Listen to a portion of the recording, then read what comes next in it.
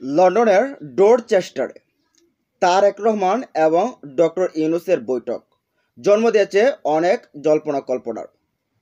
প্রথমে দেখেন আপনি, তারেক রহমানের বৈঠকের মাধ্যমে বিএনপির কাছে কি ডক্টর ইউনূস ম্যানেজ হয়ে গেছেন?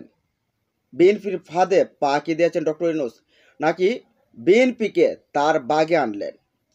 নাকি আরেকটা প্রশ্ন, সেটা হচ্ছে নাকি তিনি এই যে সশস্ত্র শহীদের রক্তের বিনিময়ে তিনি বসলেন, সেই রক্তের সাথে বেইমানি করলেন। 12ই ফেব্রুয়ারি সম্ভবত নির্বাচনের ঘোষণা, বা এপ্রিল বাদে ফেব্রুয়ারিতে ঘোষণা। তাহলে তো ডক্টর ইউনূস এই ফেব্রুয়ারিতে ঘোষণাটা দেশেই দিতে পারেন। কেন তিনি 7 সমুদ্র 13 নদী পার হয়ে লন্ডনে গিয়ে তিনি ডক্টর ইউনূস অন্তর্বর্তী প্রধান, সরকারের প্রধান, তিনি বিএনপির একটা রাজনৈতিক দল, দেশের সবচেয়ে এখন মেজরিটি দল যেটা, সেটার প্রধানের সাথে তিনি বৈঠক করলেন, 1-to-1 বৈঠক। সেই বৈঠকের পর তিনি বললেন যে ফেব্রুয়ারিতে নির্বাচন কিছু ক্রাইটেরিয়া রাখছে। আচ্ছা, যখন একটা দলের সাথে বসে তারপর সেখানে সেই দল যখন চাচ্ছে ফেব্রুয়ারিতে নির্বাচন, ঈদের আগে নির্বাচন, সেই দলের কথাতে যখন নির্বাচনের কথা বলল সরকার, তখন কি এদেশের ছাত্র জনতা বা এদেশের জনগণ ভাববে না যে ওই দলটার প্রভাব এই সরকারের উপর পড়ে গেছে? আবার তিনি ডক্টর ইউনূস বলছেন, আবার কিছু একটা শর্ত দিয়েছেন।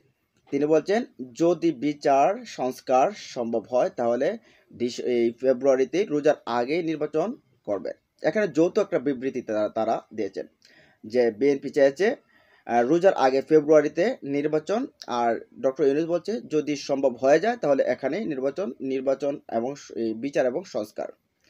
তো এখন জাতি আসলে পেলোটা কি? ডক্টর ইউনূসের কাছ থেকে এখনো পর্যন্ত অশ্বডিম্বে ছাড়া আর তেমন কোনো কিছু আসলে পায়নি, দেখার মতো তেমন কোনো কিছু আসলে এখনো পায়নি। পাওয়ার ভিতরে একটা রিজার্ভ আমাদেরকে শূন্য করে একটা একেবারে 10 নামে দিয়ে গেছিল শেখ হাসিনা, সেই রিজার্ভটা 16 বিলিয়ন থেকে 30 বিলিয়ন এনে গেছে। এটা অনেক বড় একটা আমাদের পাওয়া। কিন্তু তাছাড়া দেখেন, যে ছাত্র জনতা শুধু কি একটা নির্বাচনের জন্য তারা শহীদ হয়েছে, রক্ত দিয়েছে, 30,000-এর মতো মানুষ পঙ্গু বরণ করেছে, যারা আর স্বাভাবিক জীবনে কখনোই ফিরে আসতে পারবে না। সেই মানুষগুলো কি শুধু একটা সরকার পরিবর্তনের জন্য জীবন দিয়েছে? একটা সরকারকে বিদায় করেছে, আরেকটা সরকার আসবে তার জন্য জীবন দিয়েছে? না, এদেশে যে ফেসিবাদ তৈরি হয়েছিল, যে স্বৈরাচার তৈরি হয়েছিল, সেই স্বৈরাচারকে হটিয়ে নতুন করে যাতে ভবিষ্যতে যাতে আর কোনো ফেসিবাদ তৈরি না হয়, স্বৈরাচার তৈরি না হয়, এবং যে ফেসিবাদীরা এই হত্যাকাণ্ড করেছে, অপকর্ম করেছে, তাদের বিচার হয়, সেই জন্য কিন্তু তারা রক্ত দিয়েছিল। অথচ সেই রক্ত এখন কেজি দরে বিক্রি হয়ে গেছে।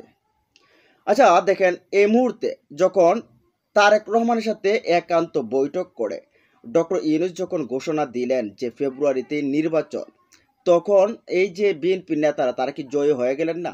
যারা এতদিন ধরে এই প্রথমে ডিসেম্বর বলছে, এরপরে বলছে এই ফেব্রুয়ারিতে, এখন ফেব্রুয়ারিতে বলার পর এখন তাদের কথা তো, তাদের তো পাওয়ারটা আরেকটু বেড়েছে। এমনি তো অনেক কিছু তো মনে করেন প্রশাসন টাশন কিন্তু তাদের কথাতে চলে, যেমন এনসিপি নেতা কয়েকজনই বলছে যে প্রশাসন চলে, নাহিদই বলছে প্রশাসন তাদের কথা মতো চলে। এখন যদি এই মুহূর্তে যে ঘোষণাটা দিলেন যে বিএনপির কথা মতেই ডক্টর ইউনূসের ঘোষণাটা পড়ে গেল, এখন তারা বিএনপি নেতারা বোঝাবে নাকি যে প্রশাসনকে যে আমরাই ক্ষমতায় আসতে যাচ্ছি, আমাদের এই সরকারের উপরও ক্ষমতা রয়েছে, আর ভবিষ্যতে তো আমরাই আসতে যাচ্ছি। প্রশাসন তো একেবারে এক পায়ে খাড়া হয়ে তাহলে বিএনপির পক্ষে কাজ করবে। তাহলে কি আদৌ যে ইতিহাসের যে গল্প বড়া একটা ইতিহাস শোনাতে যাচ্ছে বা গল্প শোনাতে যাচ্ছে, গাল বড় গল্প, সেটাকে আসলে পূরণ হবে? যে ইতিহাসে সবচেয়ে সুষ্ঠু সুন্দর একটা নির্বাচন উপহার পাবে জাতি, আসলে কি পাবে? প্রশাসন যদি আগেই বিক্রি হয়ে যায়, প্রশাসন যদি আগেই তাদের বাগে চলে যায়, তাহলে কি হবে? আচ্ছা যাই হোক, এখানে যদি ডক্টর ইউনূস সেই তাদের কথাতে নির্বাচনটা দেন, তাহলে জুলাই শহীদদের সাথে স্পষ্ট বেইমানি করা হচ্ছে। আবার দেখেন, এই জায়গাটায় আনতে আবার আরেকটা বিষয় হতে পারে যে তাদেরকে, কারণ কোনো কিছুতেই তাদের জন্য যে সংস্কারগুলো আছে কোনো কিছুতে তারা বিএনপি সাইন করবে না। ডক্টর ইউনূস শর্ত দিয়েছেন, সেই শর্তটার ভেতরে যদি তারা পড়ে তাহলে হইতে পারে এমন যে আগে জুলাই সনদটা তৈরি করা হবে, তারপর বিচার সংস্কার কাজটা সম্পূর্ণ করা হবে, দ্রুত গতিতে করা হবে। আরও কিছু কিছু আছে, হয়তোবা এই যে শাহাবুদ্দিন চুপ্পু সাহেব এবং ওয়াকার সাহেবকে নিয়েও কিন্তু আলোচনা হতে পারে।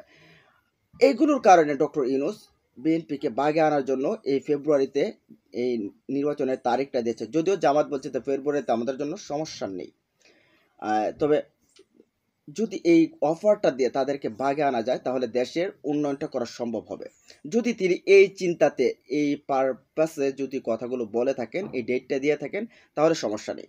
আর যদি না, বিএনপি একটা বড় দল, তাদের কথাতেই দেওয়া হয়েছে, আর যদি এটা মনে করেন তাহলে আজীবন এবং পরবর্তী প্রজন্ম ডক্টর ইউনূসকে গালি দিবে যে এদেশের ছাত্র জনতার, এদেশের শহীদদের রক্তের সাথে বেইমানি করেছিল ডক্টর মোহাম্মদ ইউনূস। এখন আপনারা কি মনে করেন, ডক্টর ইউনূস কি বিএনপির ফাঁদে পা দিয়েছে, নাকি ডক্টর ইউনূস বিএনপিকে নিজের বাগে নিয়ে আসছে, নাকি ডক্টর ইউনূস শহীদের রক্তের সাথে বেইমানি করেছে? তিনটার ভেতরে কোনটা হতে পারে জানিয়ে দিন একটু কমেন্ট বক্সে। দেখা হবে ইনশাল্লাহ পরবর্তী ভিডিওতে। ভালো থাকুন, সুস্থ থাকুন, আল্লাহ হাফেজ।